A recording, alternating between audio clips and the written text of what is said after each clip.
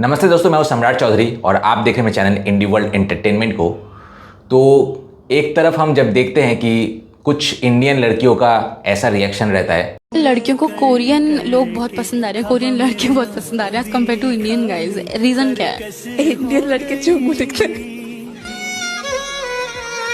दूसरी ओर Japanese anime और जापानीज मीडिया ये कह रहे हैं कि जापानीज एनाइम बहुत अच्छे से जो है इंडियंस की इमेज को, खास करके इंडियन लड़के के जो इमेज हैं वो बहुत हैंडसम तरीके से जो है प्रेजेंट कर रहा है। तो जापानीज मीडिया ने ये भी हाईलाइट किया कि एक तरफ हम देखते हैं कि यूएसए जो है हमेशा दूसरों को नीचे दिखाने में बिजी रहते हैं, खास करके इंडिया को। तो ये चीज़ को हाईलाइट किया है कि एक तरफ जब हम देखते हैं कि द बिग बैंग थ्योरी जैसे कुछ सीरियल्स है और भी कुछ स्टीरियोटिपिकल सीरियल्स है बेसिकली यूएसए में, इवन यूएस के फिल्म्स में भी आप देखेंगे कि इंडिया को एक स्टीरियोटिपिकल कैरेक्टर देते हैं, उनको एक एक्सेंट जो है दे देते हैं कि ऐसे एज इफ उस तरीके से ही जैसे कि इंग्लिश में बात करते हैं। बहुत सारे लोग जो अच्छे बात करते हैं बिल्कुल एक्सेंट फ्री होके, वो हाईलाइट नहीं करते हैं, हमेशा इंडियंस को जैसे दिखाते हैं। तो कुछ स्टीरियोटाइप्स जो है, इवन आप जिनको जो देखते थे ये serial the big bang theory, वहाँ पे हर कोई जो है सोफे में बैठता था और इंडियन कैरेक्टर को वो लोग नीचे बैठाते थे। आई डोंट नो कि इंडियंस की क्या इतना डिस्परेशन है कि ऐसे सीरियल्स में जो ऐसे फीचर होते हैं, मुझे कोई लाख करोड़ रुपए भी दे दे और मुझे ऐसा नीचा दिखाए बंच ऑफ वाइट डूड्स और बंच ऑफ वाइट पीपल के बीच, तो मैं तो कभी भी ये वो रोल एक्सेप्ट ही नहीं करता। खैर, अभी हम देखते हैं कि जापानीज मीडिया जो बोल रहे हैं कि जापानीज एनाइम में इंडियंस को बहुत ही अच्छे तरीके से, बहुत ही सुपर हैंडसम गॉर्जियस तरीके से प्रेजेंट किया जाता है। तो इसके बारे में ये रिपोर्ट है और कमेंट सेक्शन में भी बहुत लोगों ने अच्छे अच्छे कमेंट्स किए हैं। तो वीडियो देख के आपको काफ़ी मज़ा आएगा, बहुत कुछ नया जानने को मिलेगा। So let's start.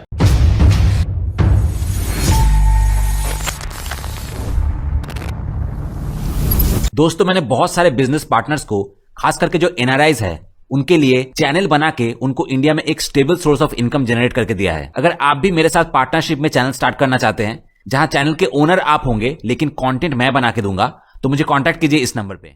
By the way, मेरे पहले एसएमएस शॉर्ट फिल्म की हिंदी डब वर्जन आ चुकी है। अगर आप देखना चाहते हैं तो डिस्क्रिप्शन में आपको लिंक मिल जाएगा। 皆さん、こんにちは。今回はちょっとユニークなテーマでお届けします。 हेलो एवरीवन, इस बार हम एक अनोखा विषय लेकर आए हैं। हाल ही में एक विदेशी मैसेज बोर्ड पर का एक थ्रेड बहुत लोकप्रिय हो गया। उसमें कई बातें हुई, लेकिन सबसे ज्यादा चर्चा आयमा नाम की सीरीज के मारकीरा नामक किरदार पर हुई। हैरानी की बात यह है कि इस किरदार ने भारतीयों को बहुत कूल तरीके से दिखाया, जिससे कई भारतीय फैंस बेहद उत्साहित हो गए। क्या आपने कभी सोचा है कि जापानी एनीमे में आपके देश के किरदार कैसे दिखाए जाते हैं? असल में दुनिया भर के एनीमे में इंडियन मैन को दिखाने का तरीका अलग अलग देशों में काफी बदल जाता है। उदाहरण के लिए, अमेरिकी एनीमे में वे अक्सर साधारण लड़कों की तरह नजर आते हैं। भारतीय एनीमे में उन्हें ज्यादा मजाकिया ढंग से दिखाया जाता है, लेकिन जापानी एनीमे में वे सुपर कूल, हैंडसम और रहस्यमयी किरदारों में बदल जाते हैं। सोमा और मारकीरा जैसे किरदारों के आने से जापानी एनीमे को बहुत तारीफ मिली है और यह साफ तौर पर अन्य देशों से अलग दिखता है। इस वीडियो में हम न सिर्फ बताएंगे कि जापानी एनीमे में इंडियन कैरेक्टर्स कैसे दिखाए जाते हैं, बल्कि उनके बारे में और भी कई रिएक्शंस शेयर करेंगे। तो आइए देखते हैं। दूसरी विदेशी सीरीज में बिग बैंग थ्योरी के राज भी भारतीय किरदार हैं, लेकिन सच कहूँ तो उनका पोर्ट्रेयल बहुत ज्यादा स्टीरियोटिपिकल और थोड़ा अजीब है। सच है कि राज को एक टिपिकल इंडियन के रूप में दिखाया गया है, जो लगभग एक कैरिकेचर जैसा लग रहा है। शो के बाद के हिस्सों में वह थोड़ा विकसित होता है और गहराई आती है, लेकिन शुरुआत में कुछ खामियां थीं। अगर वे स्टीरियोटाइप्स का इस्तेमाल करने वाले हैं, तो काश उन्होंने किरदारों को बेहतर विकसित किया और उनका बैकग्राउंड दिखाया होता। जाहिर है कि हर देश और संस्कृति में स्टीरियोटाइप्स होते हैं, लेकिन इंडीज में भारत को दिखाने का तरीका असली संस्कृति से बिल्कुल उलटा था। खून पीना, सांप और कीड़े खाना और डिजर्ट में गोरिल्ला का सिर रखना बहुत ज्यादा था। असल में समस्या फिल्म में नहीं थी, बल्कि भारत का चित्रण बहुत ही अधूरा था। उन्हें किसी कल्ट ग्रुप जैसा दिखाना पूरी तरह अनरियलिस्टिक था और इमरजेंसी रिस्पॉन्डर्स का चित्रण भी बहुत खराब था। लेकिन मुझे लगता है कि कई भारतीय खुश होते हैं जब उन्हें विदेशों में कूल तरीके से दिखाया जाता है। जापानी एनिमे जैसी ऐसी चित्रण जो सम्मान और आदर दिखाती है, वाकई खास लगती है। इसके अलावा भारत एक बहुत बड़ा देश है, इसलिए उसके लोगों को एक शब्द में समेटना मुश्किल है और यह स्वाभाविक है कि यहाँ बहुत डाइवर्सिटी है। नॉर्थ ईस्ट भारत के लोगों के चेहरे अलग हैं, साउथ भारत के लोगों के अपने चेहरे हैं और नॉर्थ में हर क्षेत्र के लोग पूरी तरह अलग हैं। त्वचा का रंग सिर्फ भूरा नहीं है जैसा पश्चिम में कहा जाता है, बल्कि वास्तव में बहुत वैरायटी है। 実は本当にバリエーション豊富。それに体型もいろいろ。 इसके अलावा शरीर के प्रकार भी अलग अलग है। भारतीयों को अक्सर बहुत मोटा या बहुत पतला समझा जाता है, लेकिन असल में यह इतना सरल नहीं है। किसी भी देश में स्वस्थ और अस्वस्थ लोग होते हैं, ठीक वैसे ही जैसे सभी अमेरिकी एनिमे में मोटे नहीं दिखाए जाते। 日本のアニメのすごいところはそういう यहाँ तक कि इंडियन मीडिया में भी किसी कारणवश उन्हें मूर्ख या अजीब किरदार के रूप में दिखाकर हंसी उड़ाई जाती है। ऐसे कई हिस्से हैं और इससे यह छवि बनती है कि विदेशों में भी इंडियंस ऐसे ही हैं। यही जापानी एनिमे की खास बात है। ये किरदारों को एक तरफा नहीं दिखाता, बल्कि सम्मान के साथ पेश करता है। कभी कभी यह विदेशी संस्कृतियों को बोल्ड तरीके से ढालता है, जो इंटरेस्टिंग है और नए आकर्षण दिखाता है। あとキャラの見た目 कई लोग इसे पूरी तरह से एंजॉय करते हैं और जापानी वर्क में ऐसा अनोखा आकर्षण है जो अन्य देशों में नहीं मिलता। साथ ही कभी कभी किरदारों का दिखना ओरिजिनल से अलग लगता है, लेकिन अगर इसे एक्सप्रेशन का एक रूप समझो तो यह रोचक और पूरी तरह मनोरंजक है। इसके अलावा इंडियन अमेरिकन किरदारों के उच्चारण कभी कभी गलत दिखाए जाते हैं, लेकिन अमेरिका में बड़े हुए बच्चे असल में नॉर्मल अमेरिकन इंग्लिश बोलते हैं। उनका रूप बहुत स्टीरियोटिपिकल नहीं है और उन्हें अक्सर अनोखे किरदार के रूप में दिखाया जाता है। वैसे कुछ लोग जो तभी या मोपाटोल को पसंद नहीं करते, लेकिन कई लोगों के लिए सुविंड बचपन की यादें हैं। मुझे भी ये बहुत पसंद था और मैं इसके लिए उतना ही उत्साहित थी जितना अन्य जापानी एनिमे के लिए थी। 結局日本のアニメがすごいのは अंततः जापानी एनिमे की खास बात यह है कि यह डिफरेंट कल्चर्स को अपनाकर नई एक्सप्रेशंस पैदा कर सकता है। ये हमेशा लोकल कल्चर्स या रिलीजियस फिगर्स के प्रति पूरी तरह वफादार नहीं होता, लेकिन उन्हें कूल और क्रिएटिव तरीके से दिखाना भारत समेत कई देशों के फैंस के लिए गर्व और खुशी का कारण बनता है। 北力の相馬のキャラなんだけど ये नाओकी के मांगा का किरदार है, लेकिन जापानी एनिमे और मंगा की एक्सप्रेशन की क्षमता बहुत व्यापक है। जापानी एनिमे की डाइवर्सिटी वैश्विक स्तर पर भी बहुत बड़ी है। यह किसी भी देश के किरदारों और मिथकों को सम्मान और अलग पहचान के साथ दिखाता है। यही कारण है कि जापानी एनिमे दुनिया भर में, भारत में भी बहुत पसंद किया जाता है। पुराने जापानी एनिमे में ऐसा कंटेंट था जिसे बच्चे और बड़े दोनों आनंद ले सकते थे। छोटे शहर के भारत में भी उस समय के जापानी एनिमे को लेकर कई लोग नॉस्टैल्जिकली याद करते हैं। जापानी एनिमे कल्चर सच में अद्भुत है। すごいわ फेट ग्रैंड ओनाडर का अर्जुन हिंदू मिथोलॉजी पर आधारित है, लेकिन उसका डिजाइन और कहानी बेहद कूल है। दुनिया भर के फैंस उसे पसंद करते हैं। सच कहूँ तो जापानी एनिमे की क्रिएटिविटी, किरदार और विश्व की बारीकियां और दुनिया भर के फैंस को आकर्षित करने की क्षमता भारत या अन्य देशों के मौजूदा एनिमे से असाधारण है। जापानी एनिमे और मांगा भारतीयों के लिए एक सपना, गर्व का स्रोत और प्रशंसा का विषय है।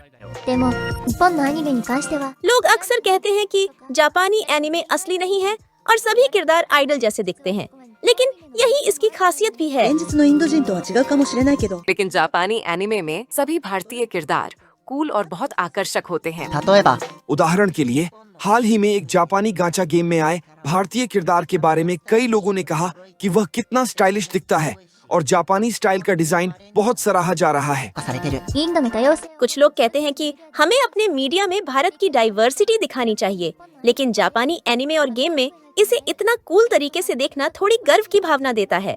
जापान ने वॉर एनिमे और मांगा के जरिए अपनी वैश्विक छवि सुधारी है और अब दुनिया भर में लोग जापानी एनिमे के फैन हैं। 日本のクリエイティブ जापान की क्रिएटिविटी और अपने किरदारों के जरिए डाइवर्स कल्चर्स को अमेजिंग दिखाने की क्षमता वास्तव में अद्भुत है। 確かにインドのカートゥーンは इंडियन कार्टून्स शायद वास्तविक हो सकते हैं, लेकिन जापानी एनिमे और मांगा सपने और आशा देते हैं। 存在 यह व्यक्ति पर निर्भर करता है कि कौन सबसे अच्छा है, लेकिन इसमें कोई शक नहीं कि कई लोग जापानी एनिमे की प्रशंसा करते हैं। बस इतना ही। इस बार हमने जापानी एनिमे और भारतीय किरदारों पर विदेशों में मिले असली रिएक्शंस शेयर किए। 世界中の人たちが日本のアニメや漫画にいろんな思い दुनिया भर के लोग जापानी एनिमे और मंगा में रुचि रखते हैं। उनके कई विचार हैं, प्रशंसा, आश्चर्य और कभी-कभी ऑनेस्ट ओपिनियंस के साथ ह्यूमर भी। ये वास्तव में बहुत इंटरेस्टिंग था। जापानी एनिमे और क्रिएटर्स की एक्सप्रेशंस कई लोगों के दिल तक पहुंच चुकी हैं। リアクション、面白い情報をたくさん発信して कृपया चैनल को सब्सक्राइब और लाइक करके सपोर्ट करें।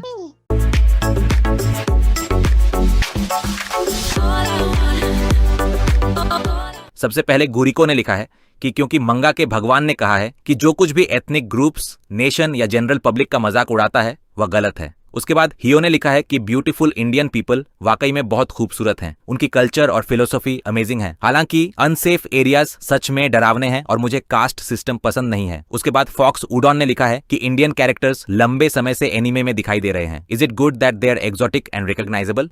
उसके बाद कोटो शाविशी ने लिखा है कि जापानीज एनाइम क्रिएटर्स इंडियंस को कूल दिखाने की प्रबल इच्छा रखते हैं। उसके बाद पियर ने लिखा है कि जापानी मंगा की सबसे बड़ी खूबी यह है कि यह सभी रेस और नेशनलिटीज को आकर्षक तरीके से पेश करता है। उसके बाद कैवल 164 ने लिखा है कि मुझे लगता है कि जापानी लोगों के भारतीयों के प्रति एक रहस्यमय रोमांटिक भावना है। उसके बाद AK कॉम ने लिखा है कि there are a lot of tanned sexy Indian characters. उसके बाद हीमोग्लोबिन ने लिखा है कि अगर किसी के देश का कैरेक्टर स्टूपिड के रूप में दिखाया जाए तो कोई भी नाराज हो जाएगा। आधुनिक जापान में आप बेसिकली ऐसे डिपिक्शंस नहीं देखते जो एथनिक ग्रुप्स का मजाक उड़ाते हो। मुझे लगता है कि यह एक गुड कैरेक्टरिस्टिक है।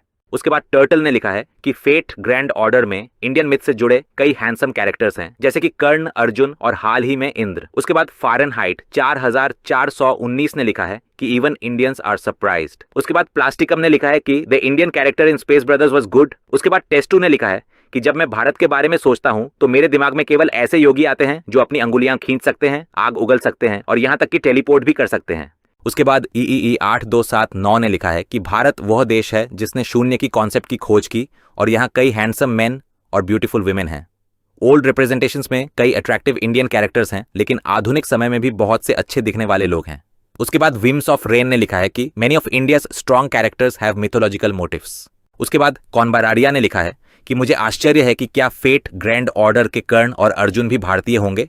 वे ऐसे नायक हैं जो इंडियन मिथोलॉजी में दिखाई देते हैं। उसके बाद योर लाइफ इज गुड ने लिखा है कि मुझे लगता है कि जीरो की खोज एक भारतीय ने की थी। उसके बाद नॉट वर्थ मेंशनिंग ने लिखा है कि the Buddha in saint brothers is also Indian.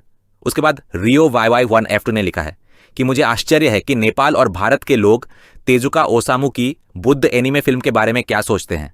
इसमें सीधे तौर पर ना सही, लेकिन रिवोल्यूशनरी गर्ल उतेना की एनजी और अर्थ गर्ल अर्जुना जैसे कैरेक्टर्स काफी दिखाई देते हैं। उसके बाद यूनोएरो ने लिखा है कि शायद भारत के प्रति एक लगाव मेरी DNA में अंकित है। शायद यह बौद्ध धर्म का प्रभाव है, लेकिन मुझे इसके प्रति एक मिस्टीरियस एफिनिटी महसूस होता है। ये वीडियो देख के फिर ये सब कमेंट्स पढ़ के आप खुश हो रहे हैं क्या? ज़्यादा खुश होने की ज़रूरत नहीं, क्योंकि हमारे देश में ऐसे नमूनों की कमी नहीं जो ये जो स्वीट रिलेशन, ये जो अच्छा रेपुटेशन है इंडिया का जापान में, इसका 2 दिन में कबाड़ा कर सकते हैं।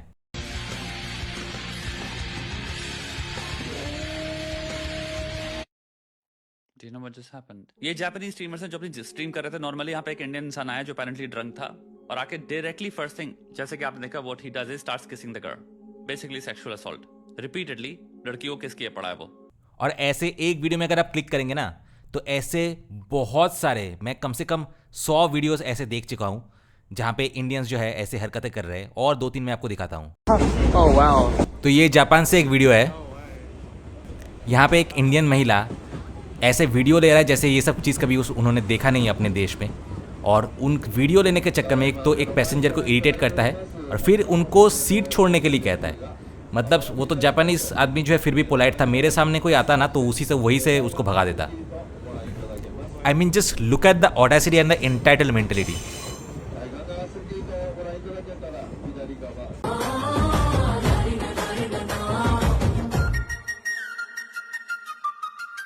एट दिस पॉइंट अब तो मैं जस्टिफाई भी नहीं कर सकता ये क्या रीजन है, क्यों फिल्म एक्टर्स के पीछे इतने दीवाने हैं। They are just normal people doing their job in movies. तो ताइवान ने जो बोला था कि इंडिया के नॉर्थ ईस्ट से एम्प्लॉयज़ हायर करेंगे, बहुत लोगों ने रेसिस्ट बोला, और मानता हूँ कि रेस्ट ऑफ द मतलब इंडिया से भी 20-30% ही ऐसे नमूने होते हैं जो कि इंडिया का नाम बदनाम करते हैं। लेकिन फिर भी अगर आप नॉर्थ ईस्ट में देखें तो शायद आपको एक भी ट्राइबल लड़का ऐसा नहीं मिलेगा, एक भी ट्राइबल इंसान ऐसा नहीं मिलेगा जो बाहर में जाके गंद फैला रहा है और इंडिया का नाम जो है वो डुबा रहा है। तो ताइवान का डिसीजन मैं तो लॉजिकल ही लग रहा है इस मोमेंट में। जिस तरीके का कांड मैं देख रहा हूँ, इंडियंस जाके कर रहे हैं बाहर के देशों में, तो उस तरीके से ताइवान की डिसीजन काफ़ी लॉजिकल है। रिसेंटली एक सर्वे में Kohima was the safest city for women, और इंडिया में सिक्किम और भी कुछ ऐसे सिटीज़ है। और यहाँ की लड़कियाँ ना सेफ्टी के लिए जो लॉज बना हुआ है वो डिज़र्व भी करते हैं, क्योंकि जेंडर बायस्ड लॉज जो बोलते हैं यहाँ पे भी है, जेंडर बायस्ड लॉ सेम ही लॉज है इंडिया के लिए। और सिक्किम में तो थोड़ा एक दो एडिशनल पॉक्सो एक्ट जो है सिक्किम में काफ़ी ज़्यादा मतलब स्ट्रांग है।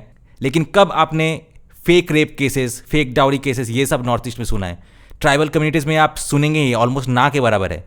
तो ये लड़की लोग जो है ऑनेस्ट है, लॉस का फ़ायदा नहीं उठाते हैं, तो ये डिज़र्व भी करते हैं। दूसरी ओर देखो कि दिल्ली में इतना अनसेफ एनवायरनमेंट तो है वुमेन के लिए, लेकिन जैसे ही जेंडर बायस कुछ लॉज दिया गया वैसे ही वुमेन ने जो है उसका मिसयूज़ करना शुरू कर दिया।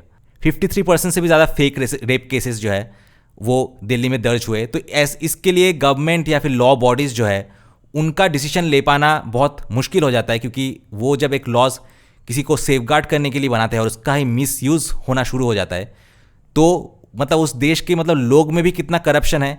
नेता तभी करप्ट हो पाते हैं जब लोग भी करप्ट होते हैं, और जब लोग ऑनेस्ट होते हैं तब लॉज की खास कोई ज़रूरत भी नहीं पड़ती है, बट स्ट्रॉन्ग लॉज होने से भी कोई प्रॉब्लम नहीं होता है। तो मैं तो कहता हूँ वैसे तो हमारे देश के रेलेंस देश में रहने से ही अच्छा है, और नॉर्थ ईस्ट के लोग ज़्यादा बाहर जाते भी नहीं हैं।